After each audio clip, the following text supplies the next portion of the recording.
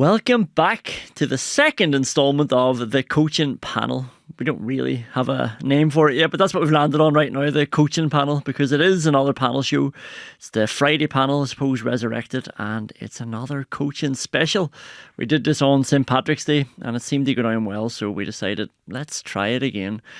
Idea is to get some coaches around the table, thrash out topics that should be relevant to anyone with even half an interest in coaching or just how teams and athletes operate, and hopefully we can make them as timeless as possible too, so you can dip back in and listen at any time or watch on our YouTube channel at Indosport Podcast. Although, let's be honest, Stephen Poacher on the last panel has made us think a bit more about time sensitivity from now on. So joining me on today's show, being recorded today and going out today, back by popular demand, and I actually mean that, Shane Keegan. Cheers, Conán. I'll try not be involved in any national scandals in the half an hour or so it takes you to go from recording it to putting it up. With myself and Shane today is an EBU super featherweight champion, a distinguished boxer for the Ireland national team, and now an Olympic coach, Eric Donovan. Thanks for having me, Conán. Yeah, and looking forward to the chat with yourself and Shane. How are you getting on? How does it feel to be introduced as a coach now, not as the boxer? Well, I suppose I won't hang my hat on that now. I'm a kind of a young coach in the sense, and I've been the head coach of one particular boxer. When you say Olympic coach, it is kind of like I hit the ground running with success, so I got lucky as well. Brilliant. Funny enough, I became a coach. I took the reins of Jude Gallagher's career, became the head coach of his boxing career while I was still active as a professional fighter myself. I was good friends with Jude Gallagher's family and with Jude and his dad John, and I used to go up to his club in Newtown Stewart in Tyrone and do some weekend training camps and weekend just what they call it, squad training and stuff like that. And I did it for years, so I was good friends, good relationship with the family. But then eventually I got to the stage, Jude was kind of progressing, and they approached me and said to me, look, we feel like Jude has gone to a level where we can't take him any further. Would you be interested in taking him to the next level? Because he knows you have a good relationship together, and we think you could do that. And I didn't want to turn it down straight away because I knew that Jude is an incredible potential, great ability, likeable guy as well. And I felt like I could bring something to his career. But at the same time, I was still active in my profession, chasing my own goals and dreams. But he was an amateur, I was a professional, so I had to try and think about, like, can I make this work? But anyway, lo and behold, I met at work, and we were able to get it working out an arrangement. And I wasn't with him all the time. He was with the Irish team, or he was with his club. But then there was times where he'd have spells where he'd come down and stay with us. He'd live with me and me and Laura, and he'd stay with us for a couple of nights a week, and just became part of the furniture then, And then he went on to have incredible success, winning 2 national titles, Commonwealth Games gold medal, and then obviously Olympian, and came very close to probably winning a medal in the Olympic Games. But I suppose good news for the Irish fans is that he stayed loyal to the Irish team. There was huge interest in him to turn professional. He decided, I'm going to stay amateur and stick around for LA 28. So yeah, expect big things from him in the next few years. That was a bit of a risk, was it? Because we weren't even guaranteed. Am I right in saying that? We weren't even guaranteed the boxing, or did you know it was? Yeah, well, no, we didn't really know though. Good question, Shane. Yeah, but now it's been confirmed there in the last in the last couple of days that it is going to be. But there was incredible work going on behind the scenes to keep boxing at the heart of the Olympic movement. Boxing one of the oldest sports in the Olympic Games, and it'd be, if you lost boxing out of the Olympic Games, it would be a huge blow. Huge blow. It probably provides the most, if I think of the Olympic moments that stick in my head, they're the ones that come to your mind first and foremost. Sonia's about the only person who can rival those moments, really. Exactly. And Jude, I suppose, was kind of like, he's one of the crop of boxers that would have got hit with that 2-year COVID setback. Boxing being a full contact sport, an indoor sport, was kind of, they weren't able to do a whole lot. And then he obviously didn't know that LA was going to be, or the boxing was going to be at the heart of the LA Olympics, but he said, I'm still probably a touch too young to go professional now. I'm really enjoying my amateur career. I'm enjoying the team setup, because professional is a very lonely sport. There's a big difference between being amateur and a part of a whole team setup. and that camaraderie to then now being, you're being professional, self-employed, you're in control of your own destiny, your own entity, you know what I mean? And it's a very difficult task. So he obviously didn't know that LA was going to be a thing. So he said, but look, I'll stay amateur for the next year or two anyways and see what happens. But now we know that boxing is going to be in the Olympics. So Brilliant. There is a goal there. It's a real focus. Yeah. We, like I say, we're only in our second installment of this type of podcast, but I think we started the last one by going through everyone's routine, so it'd be remiss of me, Eric, to not ask you about your weekly routine, because you mentioned your wife Laura there. She's also a UEFA A licensed coach as well, if I'm not mistaken, so it's a coaching family really. So what is your week? Like Shane would know Laura as well. They would have worked together. They done your A license together, did you? Yeah, we did. I would have done coaching badges with Laura. The guts of not to put an age on Laura too much here now, but we must be talking 15 to 20 years ago. I would have first encountered her. Yeah, brilliant. Laura's brilliant just so passionate about football, and she just, even from college, like she studied sports science in college, but she always just wanted to be involved in football, like, that was her passion. But like Laura's former head of women's football in Drogheda United, and she's been assistant manager with the women's under 17s and under 15s national teams. And I suppose it's funny, I tell this story that, like, I was taking over Jude's career, so I was planning out Jude's training week and planning out his, even his food. You're a chef as well, believe it or not, So not every coach does that, but I wear that cap as well. Jude Gallagher is well looked after. Yeah, he gets well looked after. But then I was just thinking what Laura was tasked with as head of women's football in Drogheda United, putting a women's team together, putting the coaches together, and because it was under 17, she's having to deal with all the parents of all the kids and all the trials, and I'm there just dealing with one boxer, and I'm kind of like, you know what I mean, just trying to tell Laura, listen Laura, now I have a lot on today now, so yeah, and she's there being a mammy, and and just doing her own job, being a teacher and looking after all that. No, but I have to say it's there's a huge contrast between being a coach of an individual and then being a coach of a team, but they're very, very different. But I suppose as a coach of a team, you're kind of thinking of organising all the time and planning and getting everybody moving in the same direction. But as a coach of an individual, you're not only planning and organising, but you're also trying to, like, inspire and motivate, and you get a lot more one-to-one time with your athlete or with your boxer, and you probably, like, don't get as much one-to-one time as a team coach. Would that be fair to say that? Definitely, 100%. And there's pros and cons for both. Like, I would worry about the intensity of a relationship when it's one-on-one. My God, you're walking a much finer line, aren't you? I mean, as a team coach, you're able to, bounce between different fellas, and if one fella's annoying you, you'll just walk away from him and you'll maybe have a word with another one and focus on him for a little bit. But you can't walk away from Jude. You're there kind of 24/7, and it just makes that whole relationship so much more intense in my eyes. Yeah, no, that's a great point you made, because, like, funny enough, last year, well, before the Olympics, before the Paris Olympics, Jude won one of the most competitive weight divisions in Irish amateur boxing, probably in the history of the sport. There was 8 fighters in the weight. 7 of them were Irish champions. 3 of them were European medalists. 2 of them were Commonwealth Games gold medalists.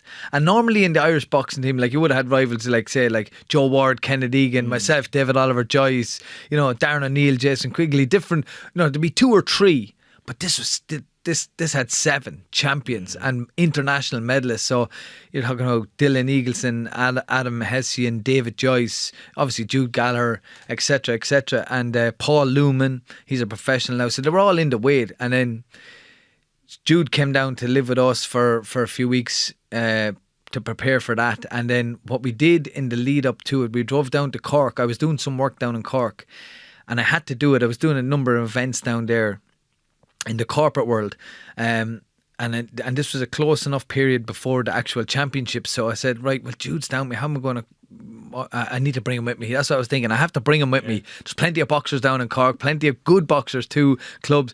So what I'd done was I brought him to work with me, basically, and But Jude used to stay in the hotel. I'd go off to work, then I'd come back, then we'd go to a local boxing club, we'd be training. But the time we spent together, driving down, hours, listening to podcasts in the car, and I'm always trying to pick the right podcast for him to listen to. But you can't switch off. You can't go, you don't know if you're talking too much or if you're talking, but you're probably spending more time with them than you are with your own family members. I know, it's not a terrible thing to say, but you probably are, any of those kind of individual relationships, individual sports. I mean, look, as a competitor, you look at somebody like, I think Roy Keane probably passed comment on before that, what he would have given to have been, elite at an individual sport where he had to worry about him and him only. The only person who could let himself down was him, and you could argue with his mindset he could, would have been world class if that's the way it was. But I think there's, as the coach, I don't know if I'd be able to handle the intensity of that. Do you have anybody in your car ever when you're driving to games or anything like that?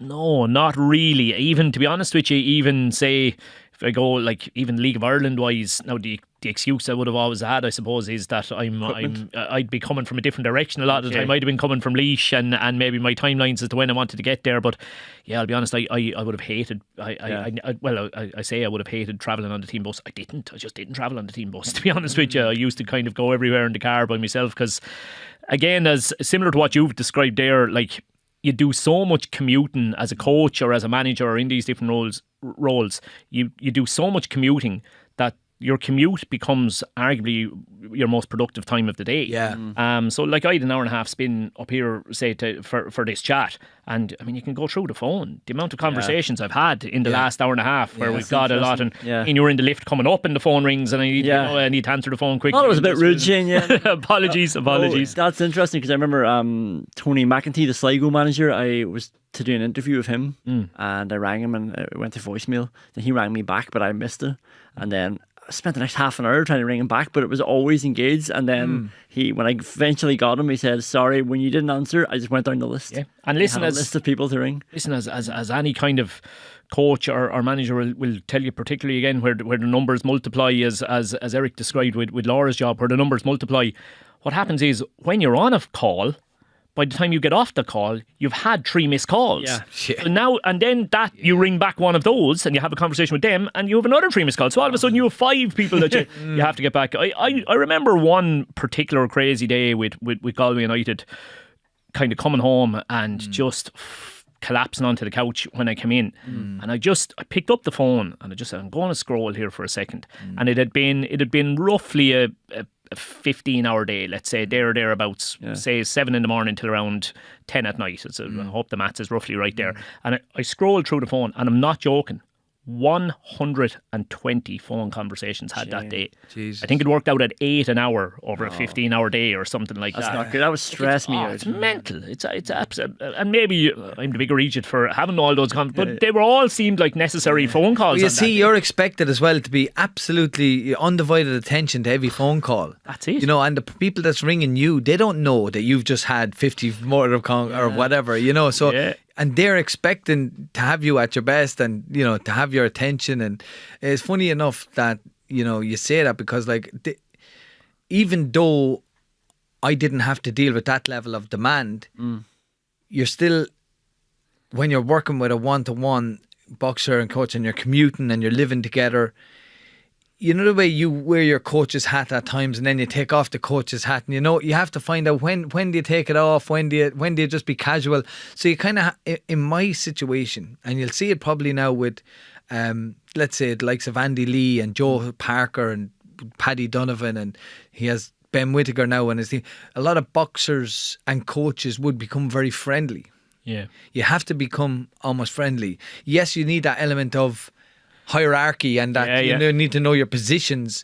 There has to be but there would have to be a genuine respect, because boxing is a very emotional sport, you know what I mean? Like, you're getting into the psyche of people, you're trying to get into their emotions, and you will be engaging in very intimate conversations, and you will try and get a look at people's vulnerability, and you have to, that's just part and parcel of it. Yeah. So you have to kind of be on good terms. You can't stay in that coach's role all the time, and you have to know when to take off the hat and just have a... I would have been lucky enough a couple of times, Eric, to encounter Billy Walsh on a couple of different courses and stuff like that. And one story that really sticks with me from Billy did, I'm trying to even think what he was invited in to speak to, but Billy spoke at something anyway. You could listen to him all day. He's super.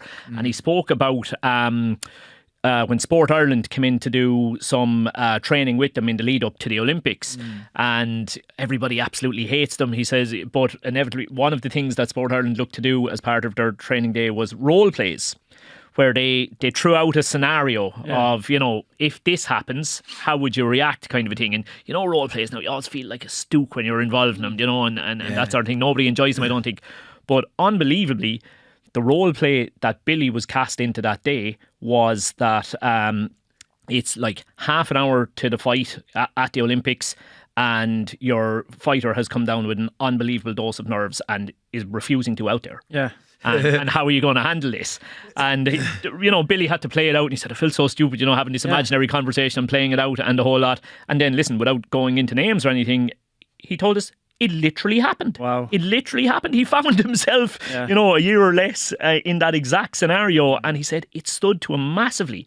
Having done the role play and everybody then having had a conversation around the role play and what he did well or what he could have done better, and experts, psychology experts giving him some tips around handling that scenario, and for him to find himself, as I say, in exactly that scenario, I think less than 12 months later was unbelievable. Well, that's actually great you bring that up, because I wanted to talk about warm-ups and things like that, and even just before fights or before games.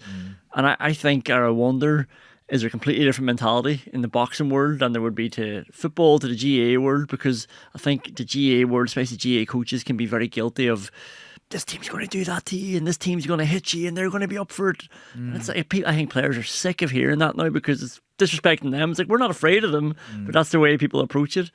Whereas boxing, I feel like, it might be wrong, but I feel like it's a bit more like, I'm the aggressor here, I'm the one that's going to dictate how this goes. Yeah, well, I think professional sport anyway, and I would call the top level of the GAA professional sport as well. Even though it is an amateur sport, it's very professional in everything that they do. You have to transform. Like, there's no, there's no mistake about it. You have to become something else, but at the same time to try and find the right balance where you don't become completely reckless and careless, that you become completely insane. But there's an element of you having to kind of turn to insanity, like getting into the boxing ring. You're walking out of that dressing room and you're walking to the ring in front of probably 10,000 people, and they're all shouting, and there's a guy who's going to be walking out from the other side of the dressing room who wants to just take your head off, who wants to literally annihilate you, embarrass you, humiliate you. So you kind of, that will fire you up, but you have to make sure that the balance is right, so you kind of have... I remember actually when I boxed Robicio Ramirez, didn't actually work too well for me. Actually, he stopped me in the third round. But something, because I'd always, even when I was competing, I'd always observant. I'd always have a coach's head on me or a coach's hat on me. I'd be watching things and seeing how things are playing out. But there was a guy that what do you call Nick, I can't think of his surname, but there was a Scottish lad that was boxing on the undercard, and Nick Campbell was the former rugby player. He's from Jersey. He was a former professional rugby player who was boxing this guy from Scotland, and the guy from Scotland came in and he was like a wrestler, so performer, at the weigh-in. This was the weigh-in, this is the day before, and he was running around and he was whoa and wow, and throwing punches and jumping, and he was going up face to face in the head. And I'm not messing with you, for about 2 hours that whole event on, he never stopped. He was roaring and then the fight came to the next night and he had nothing left. I was thinking, how much energy is expending here? So and I was just thinking, like, where's his coach? Who is working with him? Who's talking to this guy? He was out on his feet the time the fight came. So the energy is very important, because what we do with the energy is extremely important. So even us on the fight day, we have to try, and I know it's hard, and as a coach you have to try and have your boxer relaxed, but not too relaxed to where he's falling asleep, you know what I mean? Or like, in a deep kind of comatose state. Trying to have them relaxed where the muscles are just relaxing, but that he's engaged and that he's not dealing with negative energy or. Why is that? Is that because you want to use it all in the ring? Yeah, and then there comes a time where you walk into. I always say it's when you walk into the dressing room. It could be 45 minutes to an hour before now you start switching on. Now you just start, getting the wheels in motion, and then you pick it up, because that's what you would normally. You wouldn't on a normal day. You try and relate it back to what your normal days are. Don't be doing things any differently. So if you go through your day-to-day normal routine, when you walk into the gym or you walk onto the pitch or the training ground or wherever it is, then you start to say, okay, I'm here, let's go. But you don't walk around down the shops all day or walking around your house, even though I know boxers can't stop punching in front of every mirror, you know what I mean? They will do that. But you have to find the right, everything has to be almost like ritual. Do you know what I mean? Like timing of everything has to be spot on. Is there punching lockers in boxing? You get a few lads that will punch at walls and whatnot, but it's just, generally speaking, there's not, that anger has no place in a boxing ring. Okay. Aggression, yes, but anger, reckless, careless anger, you might as well just hand him your defeat. It's because I wanted to. I think it's a pet peeve of mine. I think GAA warm-ups are more intense than any other sport in the world. If you go to a Premier League match, it's so relaxed. They're just passing the ball. Some strikers are shooting. Coaches are crossing it. And I'm sure they do the right sports science warm-up, but it's way more relaxed than a GAA one, which is sprinting across the pitch. There's full-on games happening on. And I wonder, is it just part of the culture as well? And then obviously there's the roaring and shouting.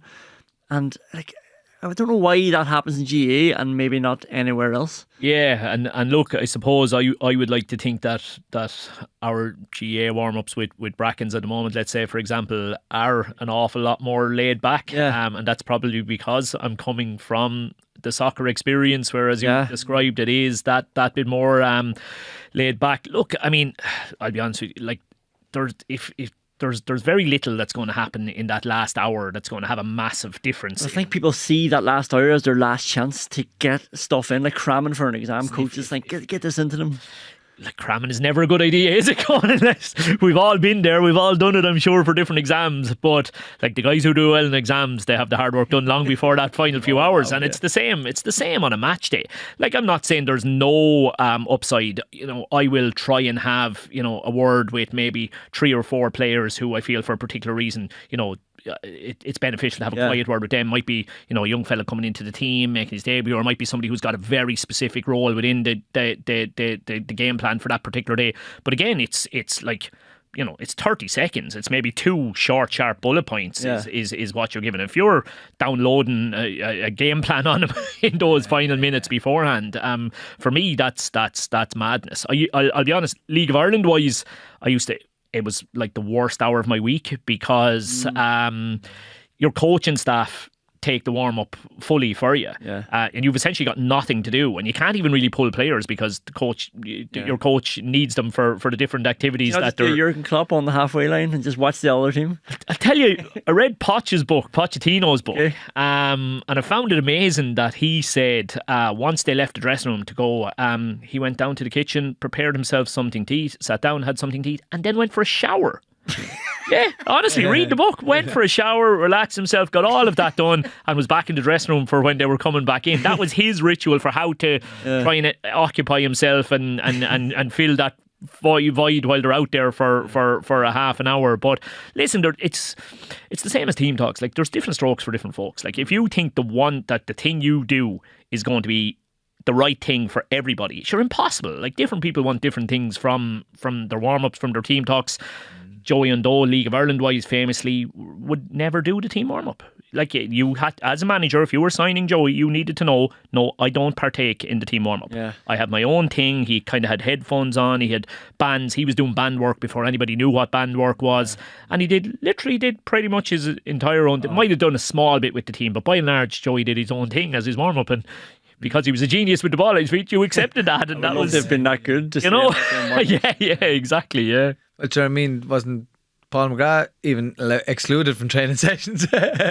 So like, yeah, you know. So. 100%. Look, there's a level of activation and, you know, ignition and all that needs to be done on the science side of things. But, you know, I would argue that the rest of the warm-up really is a psychological warm-up more so than it is, you know. See Jim McGuinness's Donegal team. Rory Gallagher was the same when he was in charge of Derry. Which just like sprints the whole way across the pitch, like intense hand passing, roaring and shouting as they drop the ball. Obviously, that's their way of tuning them in, and obviously they've had a lot of success as well, so it's hard to really and again listen, there's probably 50% of the people in that training session or in that warm-up loved it. They loved that intensity, and then there's another 50% going to be OTT, and that's the same with any group. And the problem is we'll never see a sample of a Donegal team who go out and don't do anything and then still play the same way. We'll never know, like we'll never be able to compare. Eric, you were talking about being in the car and making it sort of efficient, I suppose, listening to podcasts. Obviously we're here and we open up as well as some of the information that you have easier giving out, and you're very kind with the information that you give out. But how do you find that as well? Are you happy to to give out your information and share? Because I remember meeting Stuart Lancaster before. We did a thing with him when I was in Virgin, and I was talking to him about, like, he was very good with his information sharing. And I was like, how do you feel about that? I think I would have been of the nature in the past, you cover my homework, don't let anybody else see it. And then he was like, no, I don't mind. Like, I remember you talking last week, Shane, about White Scout and just that idea. Everybody knows how every other team's playing. They've all done their own research on it, so it's not that big a secret. And he made a really good point. He said, the more I share, the more I tend to get back. So if you need something from another coach in, you've been sound in the past. Do you find that that's the way? Yeah. And look, I suppose I've been lucky enough. I did probably, you know, the guts of 20 to 30 episodes of a coaching podcast as well, where I had Stuart was one of them. I've had, you know, Paul Kinnerks, you know, some really, really top guys on. And look, when you're talking to people like this, let's be honest, they're never giving you the crown jewels. Like, they're never giving you the real nitty gritty. What maybe are you holding back on me here? You know, don't know if I have the crown jewels to give you, I'm afraid. But yet, you know, they'll give you the more peripheral stuff, so they will. And I'll tell you what I have found as somebody who's kind of gone across sports is you're best off trying to learn from coaches that aren't in your own sport, because they will be a bit more open with you. They don't see you as a direct competitor. So when involved in soccer, I tended to go after the GA community as maybe a place where I could learn, you know, various different things. If I'm in the GA, you might go after the soccer coach. Yeah, exactly, and try and come from a slightly different angle. But no, by and large, look, I think coaches are pretty good to kind of give general information, but you need to be cute enough to know they're not giving you. Actually, we did one of the podcasts with Billy as well. Actually, he was brilliant as well. Gary Keegan did one of the episodes for me again, absolutely outstanding. So people are very good, I find, to share in general, so long as you're not their direct rival, and that's understandable. Yeah, I was going to say the same. Like, I would have worked alongside some really good coaches over the years. Like, my first coach, my club coach, Dom O'Rourke, not many people would know. Well, a lot of people in the boxing world would know Dom. Like, but Dom wasn't the most like technical coach, but he knew how to. He was a real hard taskmaster, and he was a good mentor, and he knew what to say, and he knew when to say it, and you know, he knew how to hit the right notes. But then I worked with likes of Gary and Billy and Zorantia, which is incredible. But like earlier on this week, I had a great chance to be up with an old coach of mine. Now, I didn't get to spend much time with him as a coach, because when I was only a young boxer with the Irish youth team, he was kind of finishing up with the Irish boxing team, and that's Nicholas Cruz, the Cuban coach.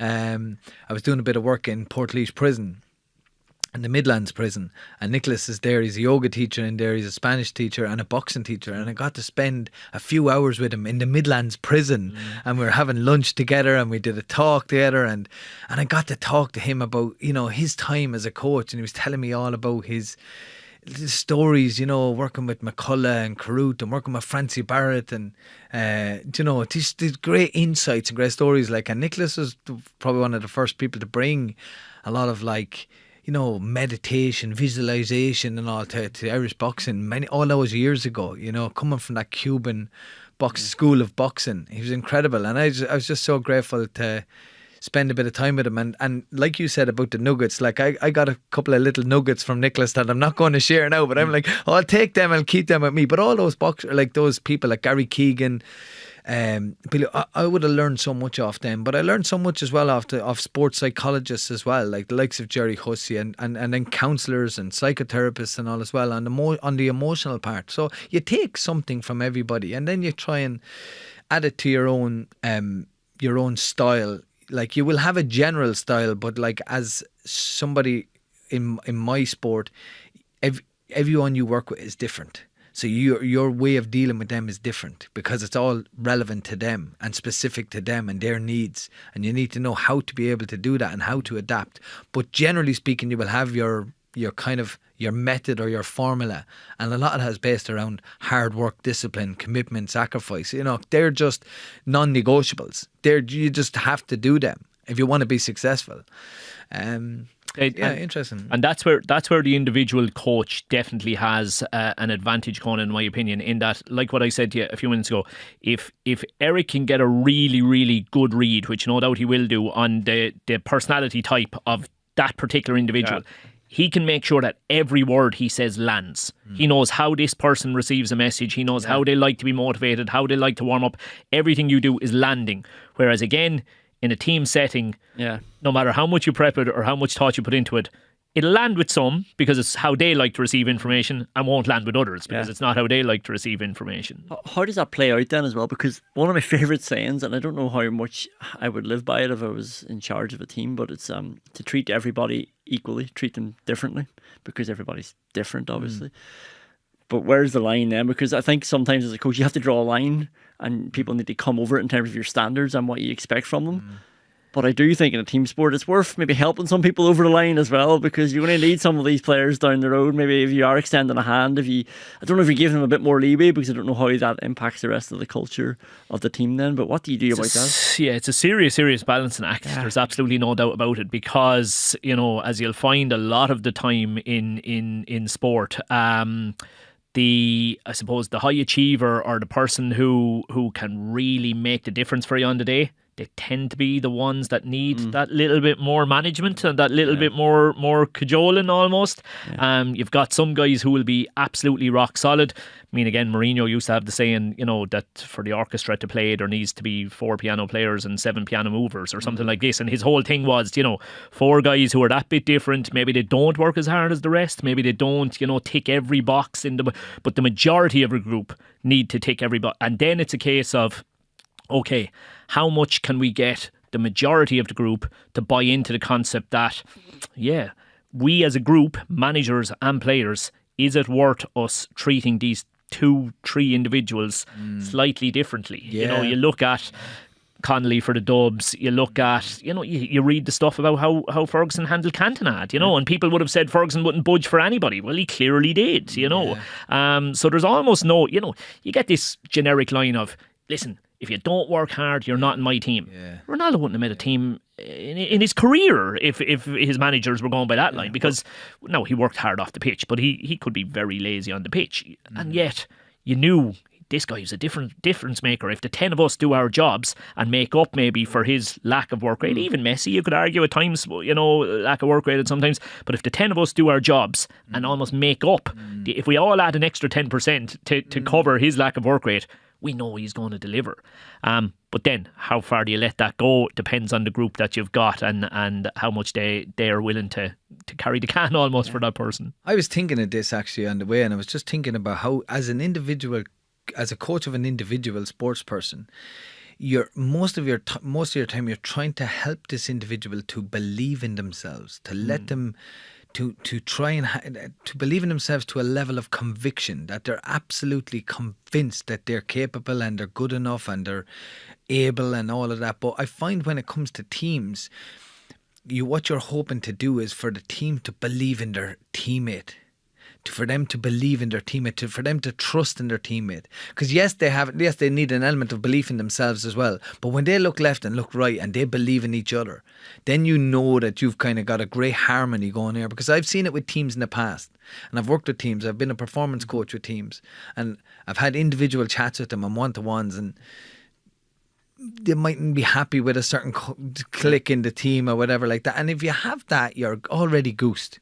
everybody needs to be on the same, and you need to be able to say, hard though. there you go. You talk about that balance. Yeah. But do you know? And I bet you have experiences of when everyone was singing off the same hymn sheet and believing and putting in the same work, and they knew no matter what that my brother to the left and right of me are putting in the same amount of work. What that does for a team. Absolutely. Talking about Jim McGuinness, he created that as well. He got everybody buying into the same thing. Gary Keegan has been brilliant at that. Yeah. Like making everyone believe. And sometimes, Conan, sometimes that gets confused with all having to like each other. Like that's not it. You're never ever going to get a group where they all like each other. Impossible. Too many different personality types in it. But it's almost like a respect for each other's differences. Yeah. You know, if there's a respect for each other's differences, and you know, yes, that little thing about that person rubs me up the wrong way, but at the same time, I know that collectively, what they bring in comparison to what I bring, that collectively here it makes us a stronger unit. But they're definitely not going to all like each other all the time. But again, Eric kind of touched on it there. This is where a top-notch, proper sports psychologist or performance coach or something like that, it can be absolutely worth their weight in gold. They really, really can. And look, I'll be honest, it's what I'm bouncing around in my head at the moment in terms of Brackens we're looking at last year and what do we need to do differently and where can we add to it. And, we've made a couple of different changes and all that, and we're kind of having conversations around that at the moment because, we would maybe feel that we're, 5 minutes out the road, we have Lockmore Castleiney, and Lockmore Castleiney did the double in Tipperary last year. And, the usual saying probably we would feel we have as much in our dressing room as they have in their dressing room, but have they got a psychological edge? If they have, how do we change that psychological edge? How do we, how do we make ourselves, tighter as a unit? The stuff that you've spoken about, like that is not easily done. It's really, really not. So they can be extremely valuable. Again, I go back to the Galway United one. I wrote about this before. I remember when I went in at Galway United, Kieran Shannon, who writes for the Examiner. So Kieran was was operating in that whole performance coach sphere as well. And I met with Kieran and had great intentions of bringing Kieran in at Galway, and thought it would make a big, big difference in the whole lot. And in the intervening week where I was supposed to confirm it with him, a player becomes available, and the next thing you're looking and you're going, well, I've got this budget that's supposed to be going over here, but all of a sudden I can get this player, and you end up spending, a budget that you'd set aside for the extras on a player. And this is why, believe it or like Eric touched on earlier, the level of professionalism within the GEA, right? The backroom teams in an intercounty GEA team at the moment are phenomenal, absolutely phenomenal. And one of the big reasons is, me as the manager of Galway United, I've got a sum of money, and that money gets split between the players I want to try and sign and how much I'm prepared to give them to play. And then it's almost like, okay, what have I got left to add on the extras and the backroom staff? Whereas an intercounty GA manager, this is where my money is going. I'm going after the best sports psychologist. I'm going after the best S&C. I'm going after, all these different roles. So that's why the talent drain almost moves in that direction, because it gets more focus, It's interesting because Bournemouth in the Premier League just put out video there of their new high performance centre. It's like world class. It looks amazing. But I'm thinking about you, Eric, saying about, just Jude moving in with you, and like it's a proper old school. Seems like that setup, like it's like the boxer and trainer getting up early, having breakfast together, going to training. And I'm looking at Bournemouth, and it looks amazing. It's going to attract players. But again, I'm wondering how important are the facilities and the resources compared to the hard work you talked about, the sacrifice and the focus on what you're actually supposed to be doing. No, they are important. There's absolutely no doubt about it, but they're not the sole reason for success. All we have to do is look at the Cuban boxing team, who were dominated boxing for years and years, and these guys were training their feet. These guys were punching car tires for boxing bags. But it was more about work ethic, and it was more about obviously having the right equipment. I find nowadays that there is a lot more kind of money and funding in sports, so facilities have become a lot more professional and look nice as well, and it is important. But I often think about a boxer or an athlete or sports person. I think when they look good, they'll feel good. You know what I mean? And when their surroundings is good and the conditions around them is good, they feel valued. And when you feel valued, you feel respected and you feel, and I think that's important. It's important to, if you, we've seen it with Roy Keane in Saipan. Do you know what I mean? You see, that's a prime example. He just didn't feel respected as a sports person and he just said, I can't do this anymore. But I find that you try your very best and athletes will know, your team will know that you're doing your best, and that's what you have to do as a coach, to just try and do your best around them. But it's important to a certain extent. Like, I understand that Cuba, fair enough, there was a regime over there was a revolution, they hadn't got the funds, but they had something deeper inside because they were fighting for political freedom and all this kind of whatever's your motivation, whatever's your inspiration. But I do think it is important, but it's not the most important thing. That's very interesting, because I think I romanticise the old boxing films where it's like, let's strip this back. Let's get back to the old gym. There's an old saying, we say it in the boxing world, he's like a glass eye. He looks the part, but he's not worth a damn. No, it's important, but it's not the most important thing. Yeah. And in terms of them, when you actually are, I suppose, in the arena, in the performance field, let's say, Shane, you're very good on the sideline. I don't know why. I'm going to come see a J.K. Bracken's match this year, but I can imagine I don't know, but I'm just guessing that you're not jumping up and down, going crazy on the sideline, because I think that could spread a bit of panic in the team then as well. How much impact do you think you can actually have once the match starts anyway? Yeah, I do think you can still influence things. Again, I think it's, first thing I would say about the sideline is, I keep bouncing this around in my head, is to, where's the best vantage point? Yeah. Should you actually be on the sideline? Common sense would dictate you shouldn't. Yeah. Not in terms of reading the game, maybe in terms of the psychological side of being in the trenches with the troops. That's probably why most managers find themselves down on the sideline. But look, as you can see from the rugby guys are all up in the stand. That's where they're all watching it from. I think there's no doubt that from a tactical point of view, you're better off up in the stand. You're also more emotionally removed from what's immediately going on down there in front of you. And yet it doesn't really happen in GAR, doesn't really happen in soccer. Davy got a sideline ban at one stage, and his sideline ban happened to coincide with their next match when he was over Wexford, I think it was in O'Moore Park in our place. Yeah. So there was this little hut built for him up the back of the stand. It was quite funny, and that's where Davy positioned himself on the day. And I remember the next game, where he was now allowed to be back down on the sideline, he decided no. This was a game changer for him. Going back. Yeah, he felt that being up there, he had picked up so much more in terms of the flow of the game.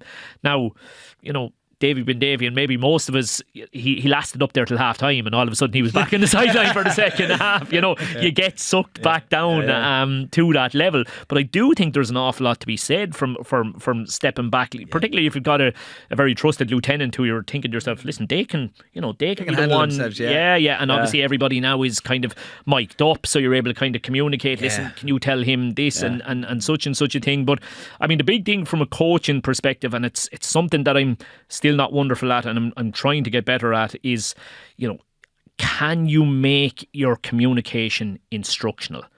So many of us can be guilty of kind of generalizations when we shout stuff out onto the pitch, or just general commentary when we're shouting stuff out onto the pitch. I've got a new coach working with me at the moment, and I find he's brilliant at that. He's got a teaching background. I think maybe that's where it feeds into that. Everything he says is actionable. Do you know what I mean? Everything that comes out of his mouth should end up with something changing, rather than come on boys, we need to get stuck in here. What does that actually mean? Or lads, you need to calm down, and you're screaming at them at the top of your voice. Who are you calming down when you're screaming at them at the top of their voice? So it's trying to be instructional. Val Andrews, do you remember Val? Would have been so Val is in, I'm going to say Maynooth, I'm trying to remember which of the colleges he's in. And the course that he runs up there with the students, Eric, you may put yourself forward for this now, is he brings in guest coaches, and you put on a coaching session, and the students all stand around and watch you, and they're scoring you as you're putting on the session purely on your communication. Every time you open your mouth, they're ticking a box. Students are? Yep. The students are. I would hate that. Oh, this is what I'm saying. It's a harrowing experience, believe me, particularly when they're giving you the feedback. But they're literally, people say it's sometimes a great idea to get yourself recorded to see what you're like on the sideline. This was worse because every time you opened their mouth, they were able to classify or categorise every single word that came out of your mouth into, was it praise, was it negative, was it instructional, was it commentary, all of these kinds of things. But I found the feedback, as much as difficult and all as I found the experience, the feedback was, I did it, yeah, I would have went in for Val and put on one of these sessions and you get that feedback and, there's a huge amount of my, the words coming out of my mouth on the day were general commentary. They meant nothing. I may as well just have said, and we would have been better off if I'd said nothing. Whereas obviously, as I said to you, the holy grail that you're aiming for is that it's instructional, that it actually, particularly think of, in your scenario, you're so precise. So precise. Like, that's the word. You would definitely, even more so probably than in team sports, I would have thought, Eric. How much can you actually hear, never mind take in, Eric? Yeah, well, like, you've only 1 minute. They call it, like, the 1 minute in the corner to be able to go give a clear and precise instruction. You're right, you have all the work should be done before the fight, but I'd say an amateur fight is 3 rounds. A professional fight, you have a bit longer to be able to be more tactical and strategic. But in an amateur fight, it happens so quickly. The first round is so important because if you lose the first round, that means you have to win the rest of the fight. You've no more room for error, but you have to kind of get the instruction across. You can't just be too highly emotional where you're letting your emotions go. And sure, like, they're not. We research has shown that we only hear a certain percentage of what's been said anyway. Yeah. So you don't even know if they're hearing the good stuff. You know what I mean? They might only be hearing the generalization stuff that's coming, and like, that's it. Keep it up. Same again. Yeah. Same what? What you say? I hear this on it. Same again. That's it again. Again. What? Again, be more specific. But I find that, like, in the amateur game, less is more. You try and have to nail 1 or 2 points that's happening in the round that might be useful and helpful and beneficial, but that's it, because they're getting their breath. The first few seconds, what I find even, right, and this is still something that I'm kind of like, how is this happening? So, like, do these coaches? When I see a boxer at the end of the bell rings, boxer comes back, coaches a bottle of water in the gob straight away. Yeah. The boxer can't drink. No breath. He needs about 10 or 15 seconds to just have a breathe. Here you are, they're spraying water into the face and down the throat. Like, and I'm just like, give him a second. So you literally 10, 15 seconds, then let them have a drink. And then you've really only got about 20 seconds to share 1 or 2 nuggets. And then they're back up and they're back out again. So it's very, very, it's a key piece of skill, It is a skill. Conán, you talk about coaches' communication. We had an under 10 match a couple of weeks ago, and the opposition got a free towards the end of the game, and the coach had just stuck with me. I couldn't help but laugh. The coach on the far side, young lad was putting down the ball to take the free, and the coach shouts in, "John!" And the young fella kind of was trying to ignore him, He was saying, "John!" He called John about 5 times. John eventually turned around and looked at him and said, "Hit the target now." Oh my God. Jesus. You're thinking to yourself, I'd say his plan was to not hit the target until you told him that. Fair play to you. But that's what we do. Like, that's what we do, is it? Like, sometimes you think back to some of the stuff you said, or and it's just, what were you thinking? Like, what? I used to have a manager, says more about me, but he used to run after me up the sideline shouting, "Don't give it away, don't give it away." I wasn't planning on giving it away. Like, throwing the ball at him, like, here, you have it then. But like, my old coach used to say to me, "Don't be getting caught with silly punches." After I get caught with them, I don't know how you do it though, Eric. I mean, I'm sure you've checked this, on BoxRec. You've checked my credentials. I've had 1 boxing fight, white collar. But like 3 rounds, it's only 90 seconds, and honestly, it's the most tired I have ever been. I don't know how boxers fitness do. levels are in. After the first 90 seconds, I thought I won't be able to finish this. Yeah. It's only it fascinates me because the fitness levels are just absolutely incredible. But then also the psychology of it, like the bit I would struggle with is, like, it's almost like you've got to con yourself. Like, you're on. Do you know what I mean? Like, surely sometimes a fight, all logic is saying this fighter can't or shouldn't be possibly able to win this fight, and yet you're in a position where you've got to try and convince them, I can, I fully expect to win this fight, even though I'm 50 to 1. You know? But that's actually good, because I wanted to talk about that, like, sort of mentality, going into a game, even motivation, because like, you see Shane Curran stepped away from the cardio job this week, and I was thinking about the Carlow team, and it must be a hard sell when you're going in, because what are you aiming for? To finish 4th in Division 4 this year. What is the progress there? Like what are you trying to come in and say we can do this? And if you're even an individual sport or a team sport, if you're coming in charge of a team or an athlete who like they're not going to win silverware, what is the motivation? Look, I suppose we to give you an example in a group setting. So say with the group I would have at the moment, okay. You've got two kind of goals. You've got the process goal and you've got the outcome goal, right? And this is not to get too fluffy with language and all of that kind of stuff. And you'll hear some people say that you should only be focusing on the process goal. Absolute crap, So, say before Brackens, I would have had Rathdowney Earl senior hurlers. They'd be top 4 in Laois every year. The aim at the start of the year would be to try and win the county championship. So it's ridiculous to say anything other than the aim is to try and win the county championship. That 100% it is. But for a multitude of reasons, just caught by a better team on the day, bad refereeing decisions, down a couple of bodies with injury. There's reasons why that aim may not be achieved. That may be, I won't say out of your hands, but affected by external factors, okay? So what can you do that can't be altered by external factors? What goal can you have 100% control of? So I would have said to our lads, listen, my hope is that, my expectation, probably more so than hope, is that by the end of the year, maybe not 100% of you, sometimes you can't keep all the people happy all the time, but the vast majority of you, come the end of the year, will be able to say, do you know what? That's one of the most enjoyable years in sport I've ever had, and that is one of the most professional setups that I've ever experienced. Yeah. And that gives you something that is 100% under your control. It's now up to me and the rest of my management team to try and deliver on those two goals. Nothing else can hijack that. We can go after that.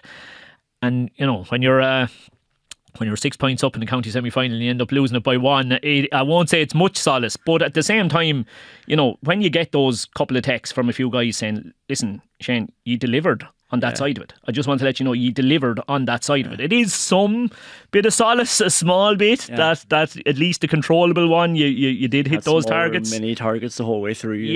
Building. Yeah, that, as I say, are in your control. If you're purely going with an outcome-based one that can be affected by so many external factors, you're creating a rod for your back, really. It must be harder, for individuals anyway, but I think especially fighters, because it's win or lose, right? It's hard to see what the process is. Yeah, it's snakes and ladders, you know what I mean? You lose and you're down, and you win and you're up, and the highs are so high and the lows are so low. But as a coach, when you're working with, I suppose, individuals like that, it's very important that you try and get them to stay in the moment, live in the moment. I know everything is about winning. You have to win everything, but you do. Shane touched on it there about enjoyment. We should enjoy it, you know what I mean? Because the enjoyment, even when I won the EU European title, that was for me a crowning moment in my career, considering everything I've been through, my own challenges, my own demons, the fight. And I stepped up to world level twice and I got beat. I got knocked out, but rightly so. I was too old at the stage that I went to take on, world level. So I brought it back. I had to be realistic. Come back and reimagine your potential at the age you're in, you know what I mean? So when we talk about divisions and we talk about teams, and we can't. You have to be realistic about your potential, and you have to be able to relay that information to your team or to your athlete or whoever it is you're working with, and break down the goals. Break down. So if it's something that is okay, Shane talked about the process goal, the outcome goal is that at the end of this year, we're going to be able to say, look back and enjoy and be able to reflect and be happy, because how many people actually look back and say, it's a waste of time. That was, you know what I mean? And then, you're literally, you are wasting time with people then, and you shouldn't be wasting time, because life is very short. And the best thing to try and do is to try and be able to connect with people, but to try and see what would be a positive outcome for them. And I think if it's an enjoyable experience, there's going to be success. Because when you're happy doing something, it's inevitable that you're going to get better. Because when you're happy doing something, you want to continue doing it. And happiness and progress are hand in hand. And I know we spoke briefly about it before we even got going on air here with it, Conán, but we've had the World Athletics Championships on there recently. I absolutely envy athletics coaches. I really do, because as you've said, Derek, there, boxing more so than anything is win or lose, and the repercussions of losing in boxing are arguably higher than in any other sport. I just love that you can be in a race with 7 other people. Everybody wins. You can finish 8th, and in finishing 8th, you have ran the fastest you've ever ran in your life and set yourself a new PB and walk off that track feeling 10 foot tall with your chest back. And it is an outstanding element of athletics. It really is. Myself and Eric were both, we're both, casual recreational runners at the moment, and my 5k would usually fall either side of 22 minutes, and if I'm over 22 I'm annoyed, and if I'm under 22 I'm delighted, and this morning I'm under 22 by about 5 seconds, and this is a 43-year-old recreational runner. Imagine how that feels at the elite end of athletics, heading into World Championships and Olympics and all those kinds of things. I love that about the individual side of athletics. I really do. Last one before we finish. Last week, Shane came in here and he basically just dumped all over my hopes that pre-game speeches are still a thing. I wanted the hair-raising Hollywood speech, but Shane said, "No, you're kidding yourself here. You wake up, live in the real world. I need you to tell me that there's still room for the Rocky montage." A dog in a team, dog in an athlete, even a sports science says that's not the most efficient way of doing it. There's something inside us that it is valuable. Yeah, to a certain extent, but again, it goes back to what you're in control of, and if you're too far in the Rocky montage in your head, you're living in a kind of a fantasy. For God's sake, and you're not getting any better for you, Conán, is it? You're just too far, but you need to stay in the moment. My professional coach Packy was very good at it. Like I used to sometimes. Packy Collins. Yeah, Packy Collins. Yeah, he was great, and he was Packy. I would classify Packy as a teacher. You know what I mean? And great coaches are teachers. You know what I mean? And they teach you what to do in different scenarios and different situations. And I used to get worked up, and I used to get kind of annoyed with myself for certain areas of the fight or certain areas of the round where I just came unstuck. And Packy taught me how to do it. And a lot of it was about just relax, breathe. You know what I mean? And it's funny because we just need to stop sometimes. And then when we're walking to the ring or walking out, and I know lads will jump up and they'll do high jumps and all that, and that's okay because you're just kind of, you're mobilising, you're activating, you're getting primed. But emotionally and mentally, you should be just breathing, just relaxing, just allow, because you operate better when you're in the moment. You're able to be instinctive and just react to what's happening in the moment. But if you're thinking too much, it's probably. Like people said to me, how did you do that? How did you slip out that punch? Or how did you get away from that? I said, well, that was instinct. If I didn't think of that, if I had to think of that, I would have got the head taken off me. You know what I mean? So it happens just naturally. You're in the moment, but you're breathing. But it's a great. I'm actually doing a lot of breath work lately myself, and it's so important how the nervous system responds to the breath. And if we can just control the breath, and if we can control the battle on the inside, then the battle on the outside can do no harm. Shane, come on, chance to redeem yourself here. I mean, J.K. Brackens surely could do with just an old slogging session for later in the summer. They know they've done the work, no matter what they face. Sort of like what Eric's saying there, no matter what they face worse under your stewardship. No, I get that balance between the new age stuff and the old school slog is something that you would often think of. I know I would get on very well with Cheddar Plunkett. He'd be another guy whose brains I'd like to pick. And I know during one of his periods with Laois GA, I found it very interesting that he had 2 S&C coaches and literally polar opposites of each other. One, was, degrees and PhDs up to their ears in terms of everything they'd learned in college and all that. And the other guy was literally an old school army instructor whose name wonderfully happened to be Jimmy Payne. And, sometimes Cheddar would decide that what they needed was... I know Jimmy Payne. Do ya? A great coach from Waterford. There you are. No, there you go. And sometimes Cheddar would decide that what they needed was, a really tough session with Jimmy that was, building mental strength and all that kind of stuff. And other times what they needed was, a little bit more methodical approach and backed by sports science. Now, how you get the two of those approaches to work side by side is a challenge. And I think for any coach or any manager trying to hit the right balance in the middle there is tough, all right, Okay, I'm getting Cheddar Plunkett on. That's listen, the man's a legend. Thanks a million. That's all we have time for. That was very, very good. Very interesting. Great to have. I enjoyed that. Yeah, thanks. Your perspective as well there. Yeah, very good to have the boxer in there. Even if you're not as big a Rocky fan as. I love Rocky. You can't, and there's so many life lessons in Rocky as well. It's not just boxing. You know what I mean? It overlaps to all walks of life. And funny how the boxing metaphors are used nearly, on the chin or on the ropes, and there's so many boxing metaphors, used in all. Yeah. I was listening to a great podcast actually that you were on earlier on, and you had said something about, I think it's when you had 2 children at the time, but you said, I like seeing them get a box in the face there when they're in the ring. The pride almost that you had. No, I think it teaches them. I think amateur boxing is very good nowadays. For young kids, I think. Sport is a great teacher to teach them resilience. Not only teach them how to win, but teach them how to lose, teach them how to bounce back, and we need more of that. Yeah, you actually said that last week. Resilience, as well. So, resilience is Shane, key. Eric, thank you very much. That's all we have time for. Joe is back on Monday. We will chat to you then.